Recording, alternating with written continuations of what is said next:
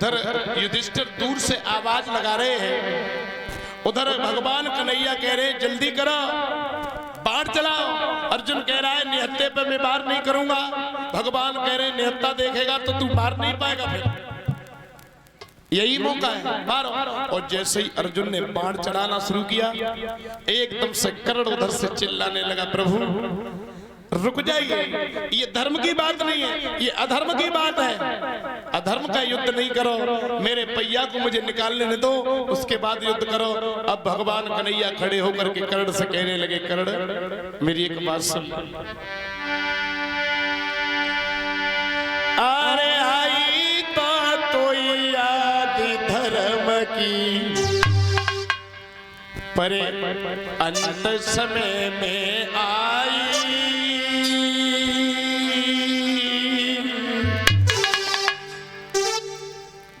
भगवान बोले धर्म आज तुझे धर्म याद आ रहा है?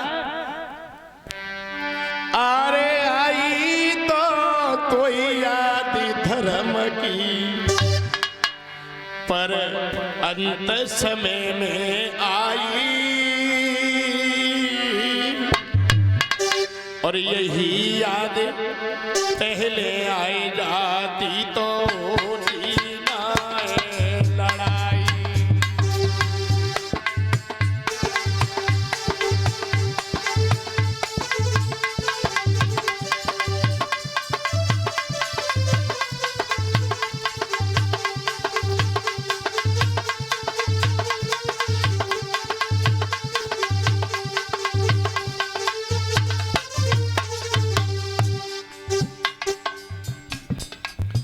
ए चाचा,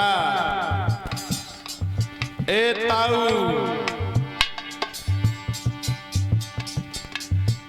बहुत देर रह गई, कछु समझ में नहीं आवे को, न तुम्हें आवे को, मैं ये रील निकल जाए, मेरी मेहनत फ्री में चली जाए। 2-3 घंटा बिना बात के ही बैठ रहे हो, एक आध बात है जब तो कोई नहीं टोकेगा, लेकिन तुम्हारी तो पिछली 5 मिनट से कुछ ना कुछ गुफ्तगू चल रही है। माफी चाहता हूँ, मुझे कहना नहीं चाहिए, लेकिन मजबूरी है, जब पानी सर से ऊपर चला गया ना तो फिर कहना पड़ा। अरे आई तो याद धर्म की, पर अंत समय में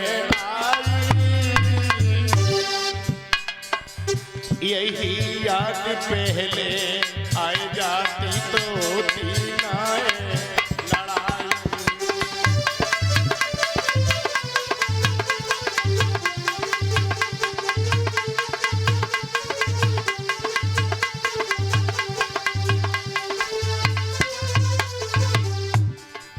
आज बड़ो धर्मात्मा बन गया है, जो धर्म की बात कर रहा है। और ये भागे पीछे क्या हुआ तुझे कुछ मालूम है? अरे राख के भवन बनाए तुमने, सब पांडव दे जलवाई। कुंती मैया के संग पांडवा मिलके आगे लगा।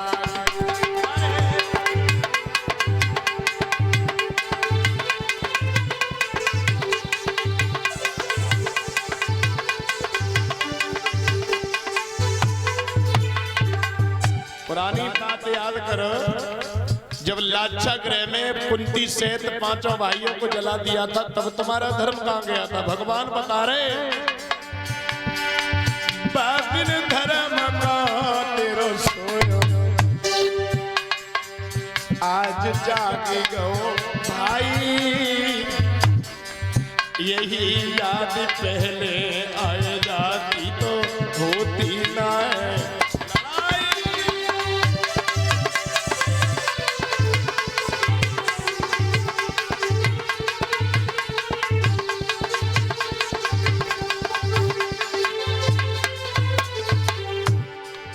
चलो इसे छोड़ो,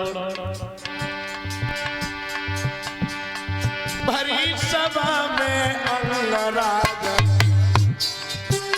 अरे जुआ को खेल रचाई। बड़े बड़े महाज्ञानी बैठे ता नार नगिन करवाई।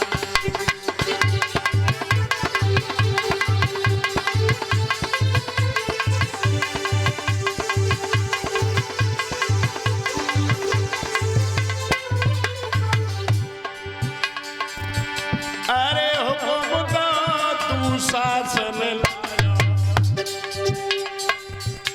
वो नार नंगी करवाई। यही याद पहले आए जाती तो तीना लड़ाई।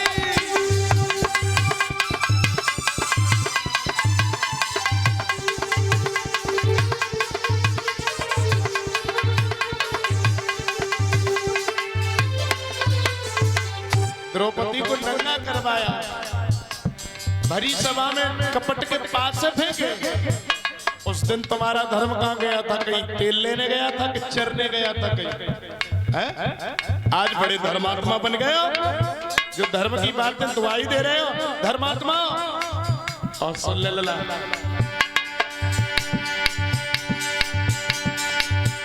अरे याद करो वो चक्राव्यूह,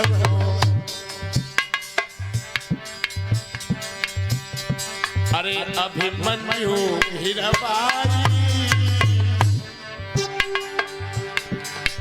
साथ साथ महारथी ने मिलके दो लला मरवाई।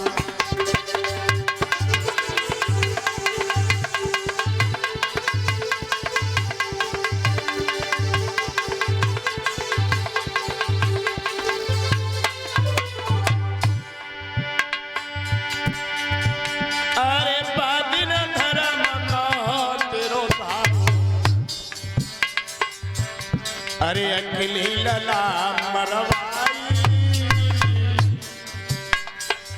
यही याद पहले आए जाती तो होती ना लड़ाई।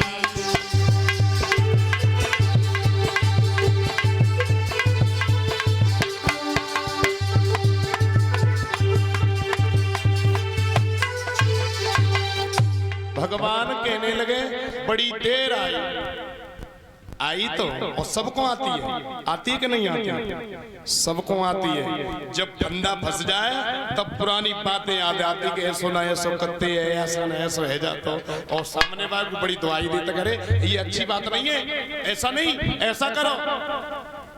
और पहले अपन चाहे कछु करे। भगवान ने कहीं पागल हो गया है? अरे अकेले अभिमन्यु को 7 महारथियों ने मिलकर के तुमने अकेले एक ही बार में मार दिया, तब तुम्हारा धर्म कहाँ गया? लाक्षागृह में अग्नि जला दी, 5 पांडवों को मारने में कसर छोड़ी तुमने, द्रौपदी को नग्न करवाया, और कितनी बातें बताएं। अब कर्ण ने सोच लिया कि अब तो मरना ही मरना है, अब नहीं बचेंगे। श्रोता बंधु, उधर महाराज युधिष्ठिर घोड़ा पर सवार होकर के आवाज लगा रहे, कह रहे अर्जुन मारना मत, बाण मत चलाना। कर्ण बड़े भैया है, कर्ण बड़े भैया है। तब तक भगवान ने शंख बजा दिया अपना, अर्जुन समझ नहीं पाए और बाण छूट गया। बाण छूटा, सीधा बाण जाकर के कर्ण के सर को धड़ से अलग कर देता है। एकदम से युधिष्ठिर चिल्ला करके अर्जुन से कहते हैं, अर्जुन ये तूने क्या कर दिया, ये क्या कर दिया? अब समान ये दुनिया क्या कहेगी? एक भैया को भैया मार करके राजा बना। अर्जुन ने कहा क्या मतलब? हाँ ये हमारे बड़े भैया हैं। बड़े भैया, सारी बात समझने के बाद अर्जुन धिक्कारने लगा अपने आप को, मेरे जैसा अभागा कोई नहीं है, क्योंकि अर्जुन ने जितना अपमानित कर्ण को किया उतना किया किसी ने नहीं। जब भी बात आती तो केवल एक ही बात कहता, सूत पुत्र।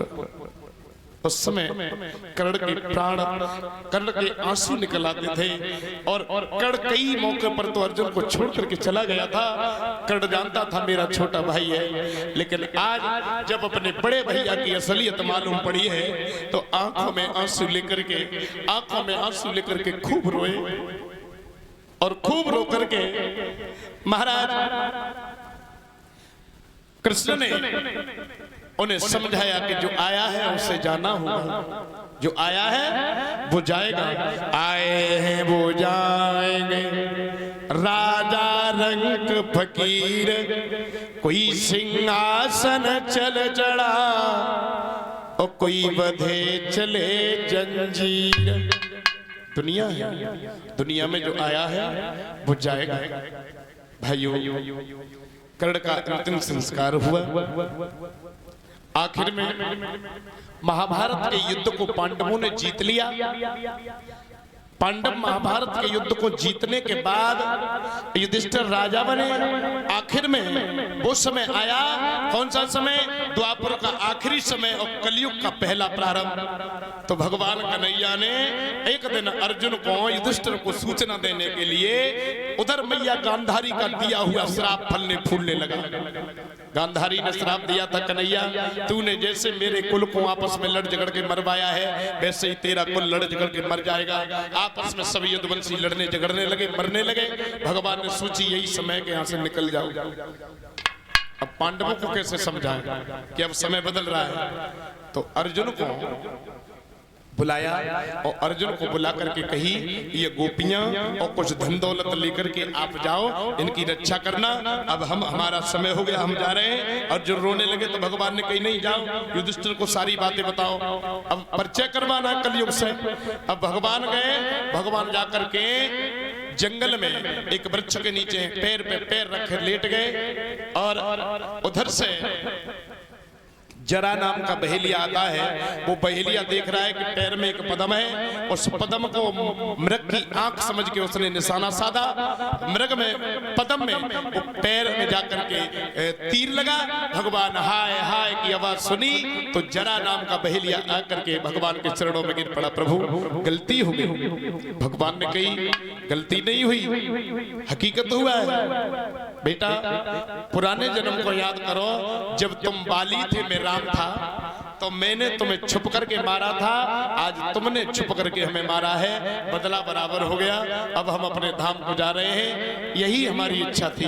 भगवान विमान में बैठ करके अपने धाम को गए। अर्जुन उन गोपियों को लेकर के चला। रास्ते में जब चला तो भीलों ने आक्रमण कर दिया। जब भीलों ने आक्रमण कर दिया, लाखों कोशिश करी, लाखों कोशिश, लेकिन अर्जुन बाण चलाता है तो तिनके के समान मालूम पड़ते, कुछ नहीं हो रहा। अभी समय बीता है और समय ज्यादा नहीं गुजरा। अब अर्जुन परेशान हो रहा है, सोच रहा है, अरे समय बड़ो बलवान, समय को मत मानो रे झूठी।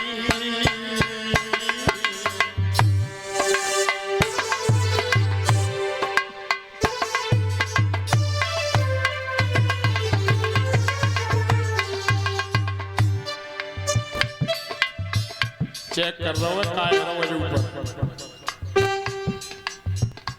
काहे है। राधे राधे, रोना नहीं, हंसना है। अरे समय को मत मानो झूठी,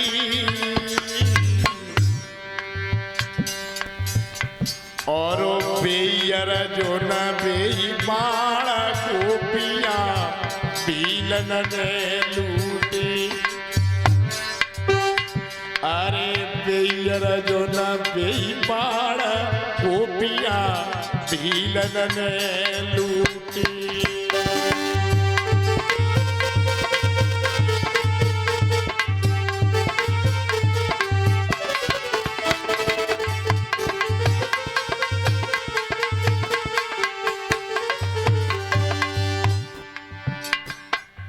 समय बड़ा बलवान है। अरे समय को मत मानो झूठी, और देखे राजा खड़ो हार को निगल रही खूटी। कौन से राजा?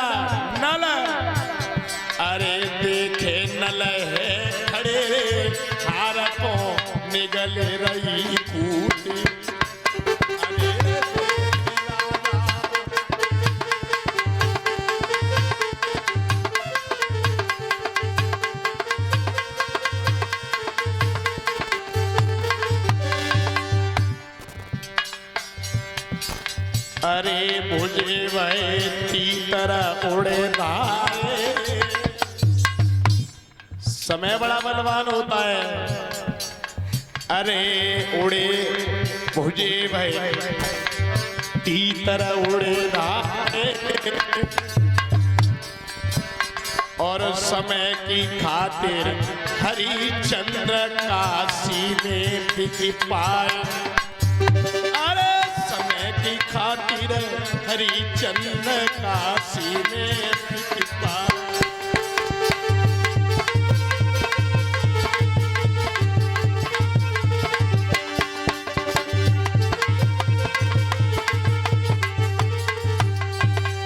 समय बड़ा बलवान होता है और समय से किसी की पेश नहीं जाती।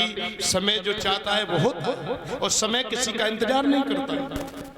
समय किसी का इंतजार नहीं करता। अभी तुम सोचोगे घड़ी में 9 बजे रह जाए या समय हो रहा है लगभग 5 साढ़े 5 हो रहे हैं तो 5:30 पे ही लटक जावे। तो 5:30 पे नहीं लटकेगी, वो तो बढ़ेगी। आपको देखना है कि मेरा समय कौन सा सही है, कैसा करना है, हमें क्या करना है। तो समय बड़ा बलवान है। और आज के समय में घड़ी तो सबके पास में। ए जसोदा मैया, ए जसोदा मैया, ए खूब हंस रही हो।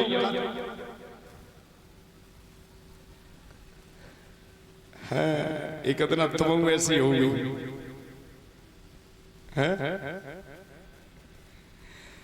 मतलब सबको इधर से ही गुजरना है। इधर से ही गए उधर, डायरेक्ट नहीं हो गए उधर है। तभी तो कह देते हैं तू यार रास्ता पर चल रहा हो ताकि हम प्रिंसिपल रहे। बड़े बूढ़े कह देता है जो तू कर रहा है ना, जा स्कूल में तू पढ़ रहा है ताकि हम प्रिंसिपल रहे। बड़े बूढ़े बड़ी कायदा से कह देते हैं, पढ़े ना हो एक अक्षर लेकिन उनके दिमाग में एक बात चली जाते हैं कि जो तू कर रहा है मतलब उनका इशारा है जो तू सीख रहा है वो हम बहुत पहले कर चुके हैं। ज्यादा होशियारी बंदे ना ये बड़े बूढ़े जो हैं जो वास्तव में बहुत कुछ सीख के गए। काहे को गिर रहे हो, डटो भाई डटो, हवा चल रही है। आज अर्जुन रोते हुए उन गोपियों को ऐसे तैसे 1-2 गोपियां को बचा पाए नहीं, थक के हार गए, सब लूट लिया।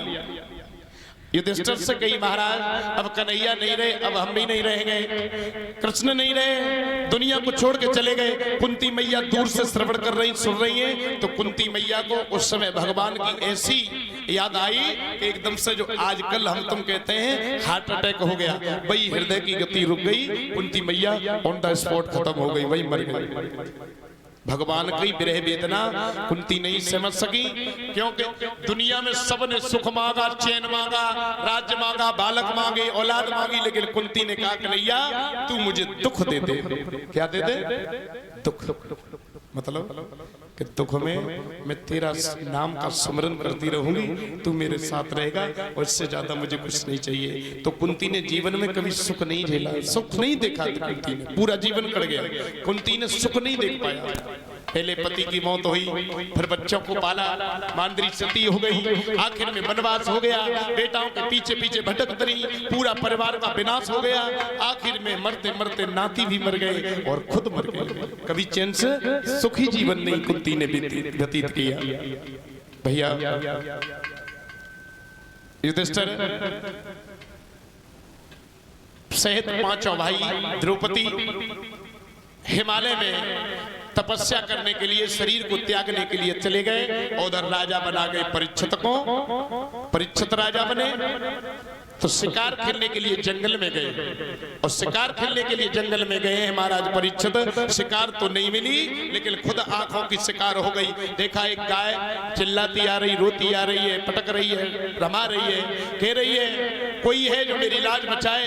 तो महाराज परीक्षित का सामना हो गया उस मूर्ख से, काले कलूटे पुरुष से, जो गाय और उस बैल को, धर्म को ललकारता हुआ मारता हुआ भाग रहा।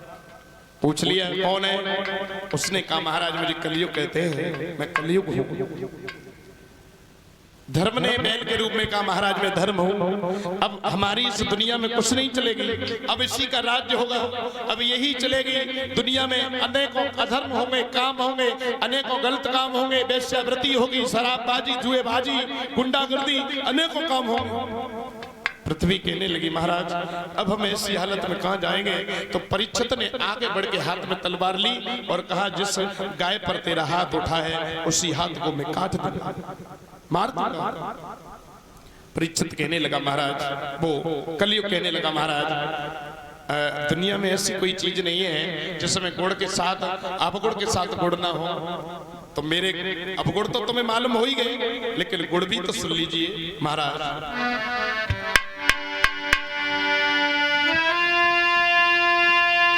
राजन दुनिया कसी नहीं, दाने के भीतर भी गुण है।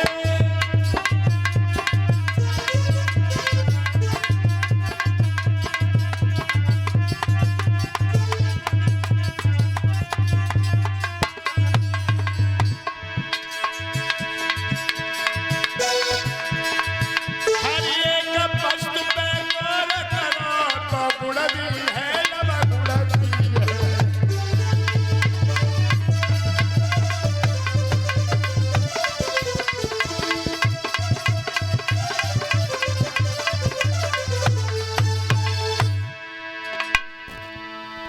महाराज परीक्षित से कलयुग ने कही महाराज हर एक वस्तु पे गौर करो तो गुण भी है, अब गुण भी है, तो गुण भी है, अब गुण भी है।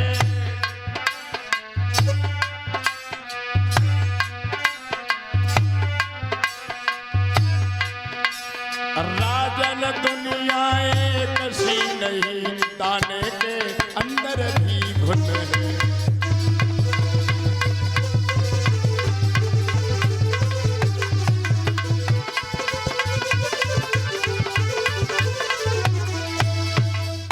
दुनिया एक सी नहीं है, हर एक चीज पर गौर करो तो गुण भी है, अब गुण भी है। मैं केवल अब गुण खाने ही नहीं जो त्याग दिया जाऊं। अगर आपको तकलीफ ना हो तो कुछ अपने गुण भी बतलाओ। महाराज आपकी आज्ञा हो तो कुछ थोड़ा विचार विमर्श हम भी करें। कहने लगे कहो कहो क्या चाहते हो, कहो तुम तो हमें अच्छे इंसान दिखाई देते हो। कहने लगे महाराज कल सतयुग द्वापर त्रेता में मनुष्य हजारों हजारों सालों तक तपस्या करता रहता था, लेकिन भगवान के दर्शन नहीं होते थे।